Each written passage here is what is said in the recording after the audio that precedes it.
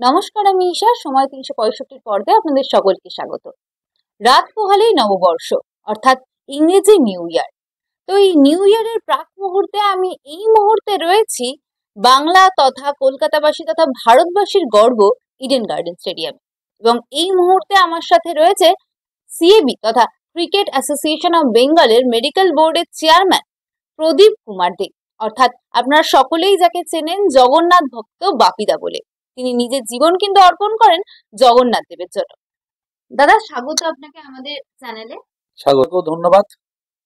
আমি প্রথমেই বলি, আমি যে জায়গায় বসে আছি এটা প্রভু জগন্নাথ দেব তো আছেন, তার সঙ্গে বলি আমাদের ভারতের, বিশ্বের এবং বাংলার ক্রিকেট আইকন শ্রী সৌরভ গাঙ্গুলী মহাশয় এবং আমার সেবির প্রেসিডেন্ট স্নেহাশিস গাঙ্গুলী মহাশয় এবং সকল সেবির কলিগ, অফিসিয়াল সবাইকে ধন্যবাদ জানাই এই চেয়ারে বসার জন্য। ওদের অবদান অনেক। তারপর বলি, এই বাংলার যে ক্রীড়া, আমাদের মাননীয় মুখ্যমন্ত্রী ক্রীড়াকে অনেক অগ্রগতি করেছেন, আরো ভবিষ্যতে করবেন।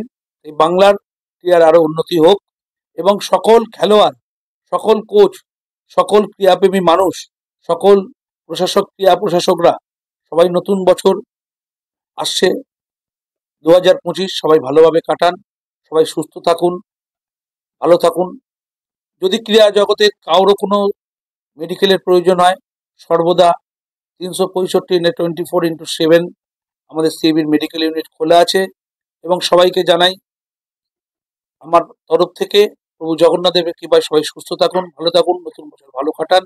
নমস্কার, জয় জগন্নাথ। আপনারা যেমনটা দেখলেন সিএবির মেডিকেল ইউনিটের চেয়ারম্যান বাপিদার বক্তব্য। এরকম আরো নিউজের জন্য চোখ রাখুন সময় ৩৬৫ পর্দায়।